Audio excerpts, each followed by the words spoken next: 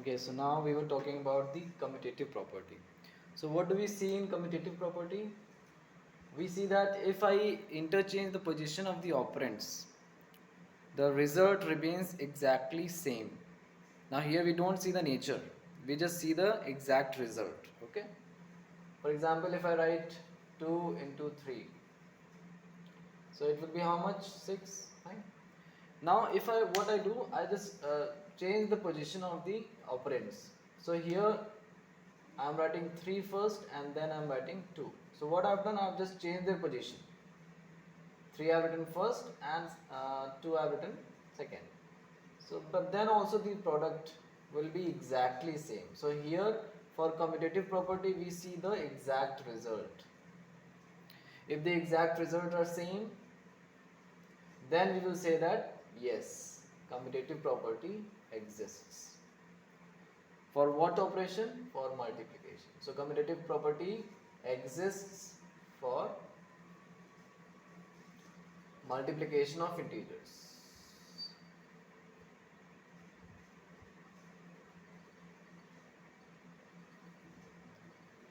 So now let's do it with one negative number. Let's say minus 2 is there, okay, into 3.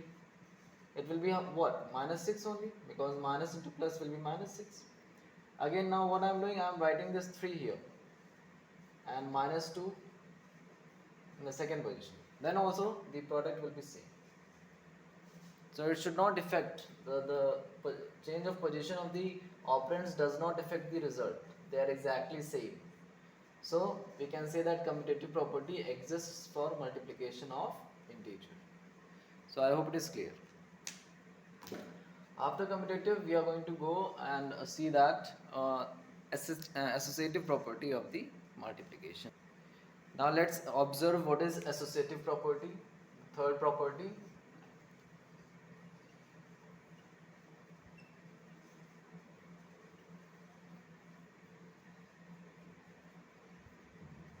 So now here the word says associative means some association means it will be done.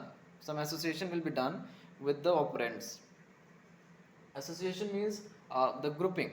Okay. For example, if I say 2 into 3 into 4. If I multiply, I can multiply only two numbers at a time. So if I decide that first I'll multiply these two numbers. Okay.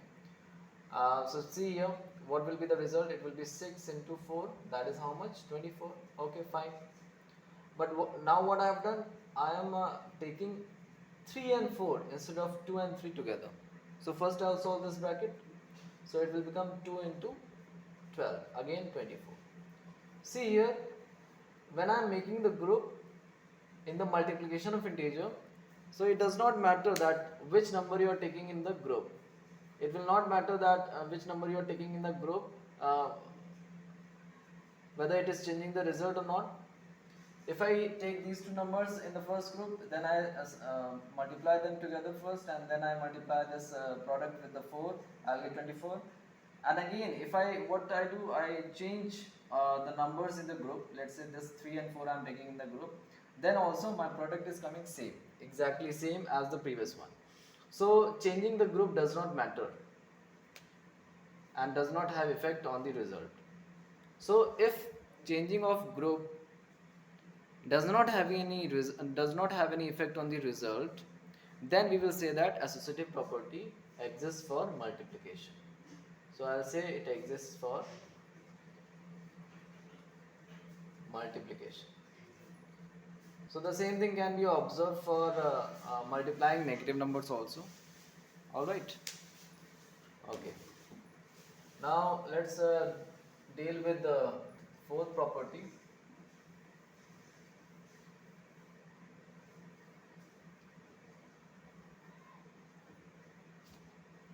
Multiplicative identity. We have done the additive identity in addition and subtraction case. Now here multiplicative identity.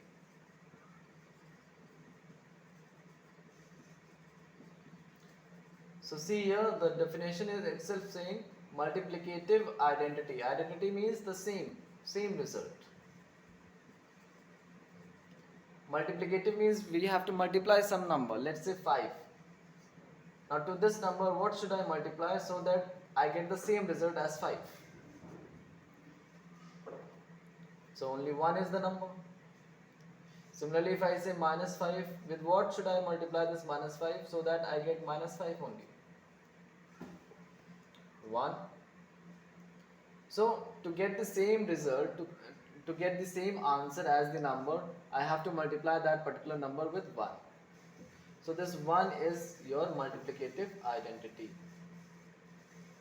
for integers. So if somebody asks you what is the multiplicative identity for integers, you will say, sir, 1.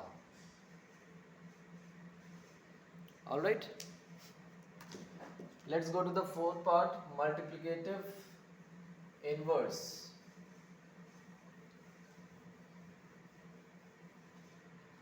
Multiplicative inverse.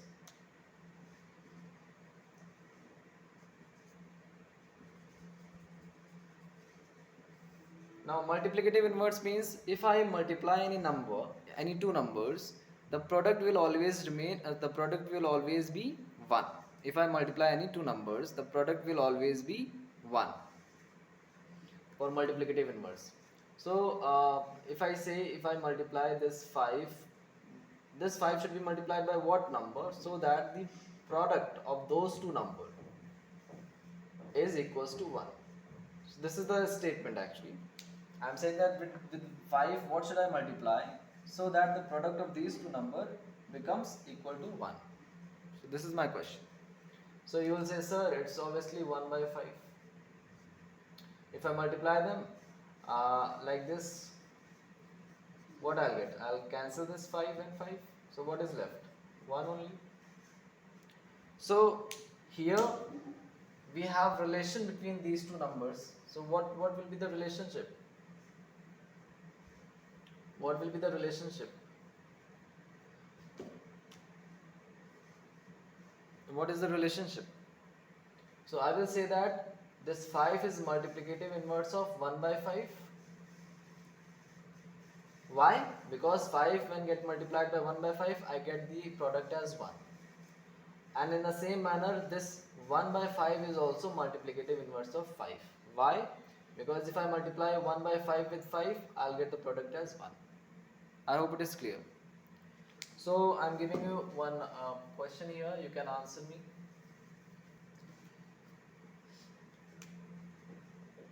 So with what should I multiply this minus 6 so that I get answer as 1? So you will say, sir, we are going to multiply by minus 1 by 6. So this and this will get cancelled, 1 will be left, so answer will be 1. Alright.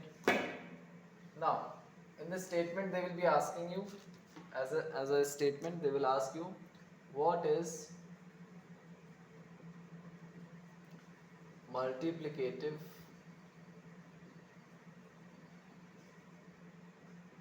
inverse of 5? So your answer will be 1 by 5, not 1. Okay. So, but if they ask you what is the multiplicative inverse of 1 by 5, then what you write? 5. So what we are observing here, that multiplicative inverse means what? Multiplicative inverse of a number is just the reciprocal of that number. Can we say that or not? I have this 5. I have to find out multiplicative inverse of 5. So what I do? I just do the reciprocal of this number. So, but you must be thinking, sir, there is no 1, but there is 1. Because any natural number, if you write any number, and in the denominator you don't have any number, then it's 1 there. Fine. So what I am going to do for multiplicative inverse of this 5, I will do the reciprocal of this 5. So it will become 1 by 5. If I ask what is the multiplicative inverse of 1 by 5, so you will do the reciprocal of this number. So it will become what? 5 by 1, that is 5. Okay. I hope it's clear.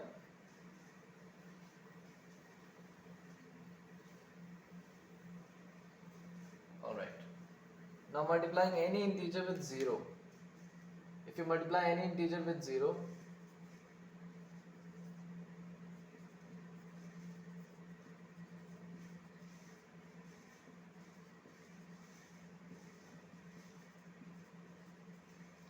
So always the product will be what?